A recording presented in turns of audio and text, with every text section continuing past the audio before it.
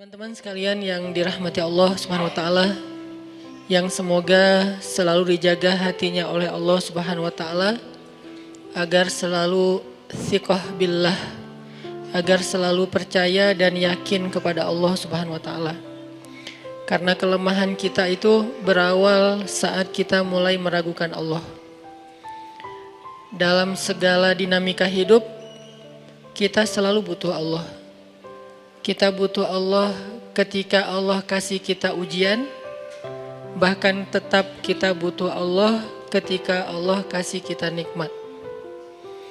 Kalau kita butuh Allah saat diuji, agar kesabaran kita terjaga. Karena orang yang tidak ditemani atau dibersamai oleh Allah Subhanahu wa taala ketika dia sedang diuji, maka dia akan mudah untuk berkeluh kesah, bahkan berputus asa. Kebersamaan Allah kepada dia saat dia diuji itu adalah Allah Subhanahu wa taala menghibur hatinya. Allah Subhanahu wa taala menenangkan hatinya. Allah Subhanahu wa taala menghidupkan hatinya dengan nikmat iman. Ala bidzikrillahi tatmainnul qulub. Innamal mu'minun idza dzukirallah wajilat qulubuhum.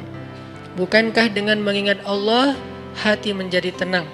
Dan orang yang beriman apabila diingatkan dengan nama Allah, disebut nama Allah, maka hatinya akan bergetar.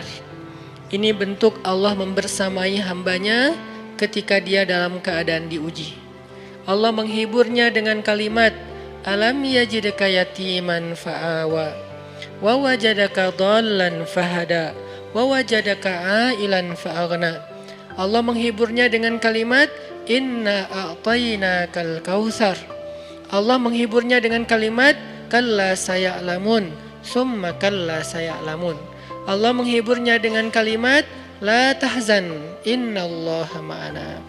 Ini adalah ketika Allah membersamai seorang hamba saat dia dalam keadaan diuji. Allah membersamai hamba juga ketika dia dalam keadaan diberi nikmat.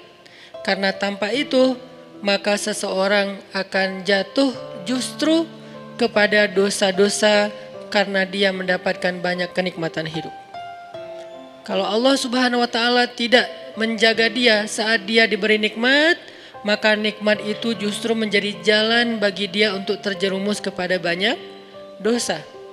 Justru nikmat itulah yang menjadi penghalang bagi dia untuk mengingat Allah.